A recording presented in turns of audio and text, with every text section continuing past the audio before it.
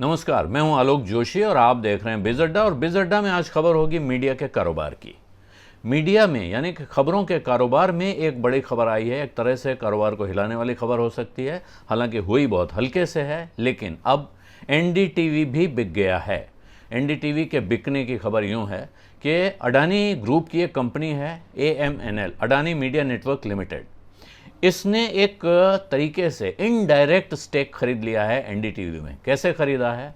तो इनकी एक सब्सिडरी कंपनी है VCPL, विश्व प्रधान कमर्शियल प्राइवेट लिमिटेड।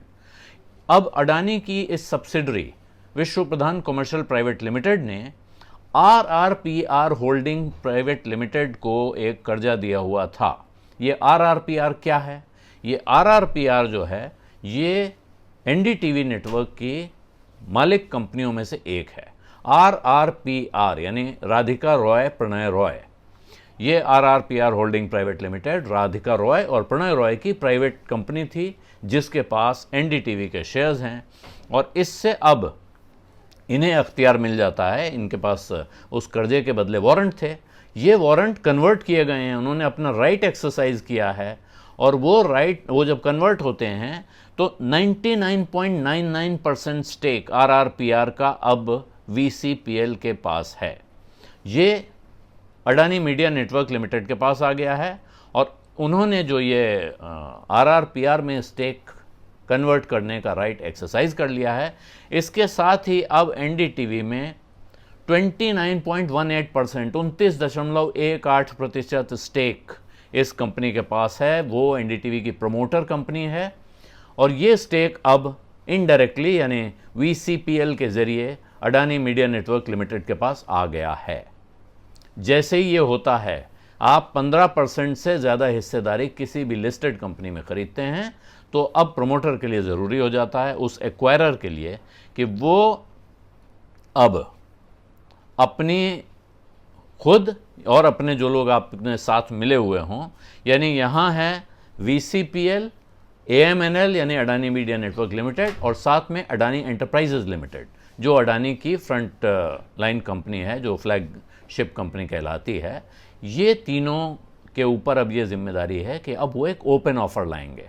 जब कभी कोई आदमी किसी एक कंपनी में बड़ा हिस्सा खरीदता है तो माना जाता है कि आपने किसी एक के साथ सौदा करके किसी एक भाव पर एक बड़ा हिस्सा खरीद लिया है। बहुत सारे छोटे शेयर होल्डर्स थे जो शायद अपना हिस्सा बेचना चाहते थे, उनको इस मौके से वंचित रहना पड़ा। वो शायद बेचना चाहें, हो सकता है वो न भी बेचना चाहें, लेकिन अगर वो बेचना चाहें तो उन्हें इसका मौका मिलना चाहिए। इसीलिए एक ओपन ऑफर लाना होता है, जो अब आएगा 26% स्टेक के लिए। ये 26% स्टेक का ओपन ऑफर आना होता है, ये मैंडेटरी है। और इस रिक्वायरमेंट के हिसाब से ओपन ऑफर की नोटिस चली गई है स्टॉक एक्सचेंजेस को अडानी मीडिया नेटवर्क लिमिटेड की तरफ से कि उन्होंने ओपन ऑफर लॉन्च कर दिया है। और ये जो ओपन ऑफर है 26% तक स्टेक लेने के लिए है, अप टू 26%।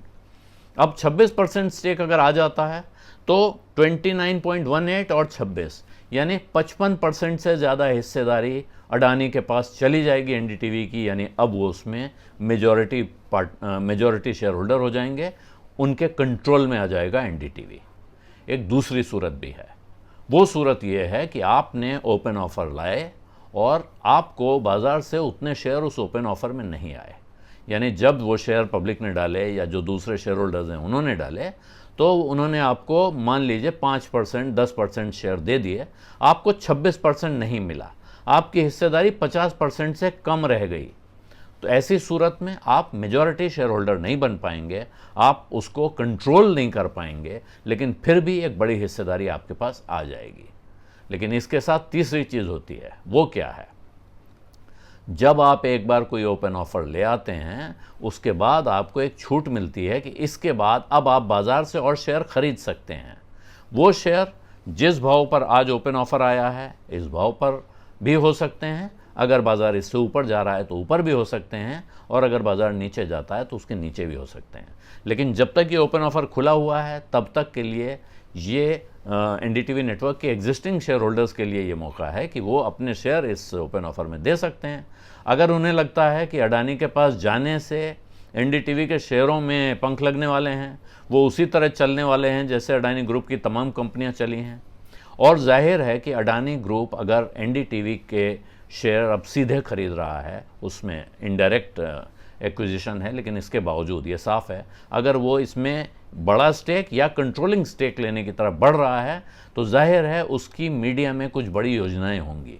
जैसे, और ये मोडस ऑपरेंडाई करीब करीब वैसी ही है जैसी रिलायंस इंडस्ट्रीज़ ने नेटवर्क 18 को एक्वायर करते समय इस्तेमाल की थी। एक कर्जा दिया गया था, उसमें ऑप्शनली कन्वर्टेबल डिवेंचर्स थे और वो ऑप्शन एक दिन एक्सरसाइज किया गया और उस दिन अचानक रिलायंस इंडस्ट्रीज़ नेटवर्क 18 का सबसे बड़ा शेयर होल्डर हो गई। उसी तरह से आज यहाँ उतना बड़ा हिस्सा नहीं है, ये हिस्सा दिखने में छोटा लग रहा है, 30% से कुछ कम है, लेकिन इस ओपन ऑफर के आने के साथ अगर बाजार से शेयर मिल जाते हैं तो मेजॉरिटी स्टेक आ जाएगा, और अगर बाजार से नहीं मिलते हैं तो इसके बाद रास्ता खुल जाता है एक्वायरर के लिए कि वो और शेयर दूसरे शेयर होल्डर्स से, दूसरे ग्रुप से बात करके किसी और भाव पे खरीद ले, और अब उसको आगे आने वाले साल भर तक कम से कम तो ओपन ऑफर लाने की ज़रूरत नहीं पड़ेगी। तो एक तरह से लाइसेंस मिल जाता है कि अब आप बाजार से शेयर खरीदना शुरू कर दीजिए, आप अपना स्टेक बढ़ाइए, क्योंकि अगर कोई बेचना चाहता था तो आप उसे मौका दे चुके हैं, आपने मौका दिया था, उसमें भी किसी ने वो शेयर आपके सामने नहीं रखे, वो नहीं बेचना चाहता है। इसका अर्थ है कि वो या तो बेचना नहीं चाहता है या उसको लगता है कि आपके कंट्रोल में आने के बाद या आपके आने से या आपके कंट्रोल में आए बिना इस कंपनी का भविष्य अच्छा है और वो इस कंपनी के साथ बने रहना चाहता है। तो ये ऑप्शन तो होगा एनडीटीवी के शेयर होल्डर्स के लिए, लेकिन मीडिया का क्या होगा? एनडीटीवी के 3 चैनल्स हैं, उनका क्या होगा? एनडीटीवी की बड़ी ज़बरदस्त डिजिटल प्रेजेंस है, उसका क्या होगा? ये सारे सवाल हैं जिनके जवाब वक्त देगा, लेकिन कंट्रोल बदलने के साथ, मैनेजमेंट बदलने के साथ, मिल्कियत बदलने के साथ कुछ ना कुछ बदलाव तो होते हैं। अब वो बदलाव कितना तेज़ होंगे, कितने धीमे होंगे, कितने अच्छे होंगे, कितने चिंताजनक होंगे, इसका जवाब आज नहीं दिया जा सकता है। बिज़ अड्डा में आज इतना ही। अब इजाज़त दीजिए। धन्यवाद, नमस्कार।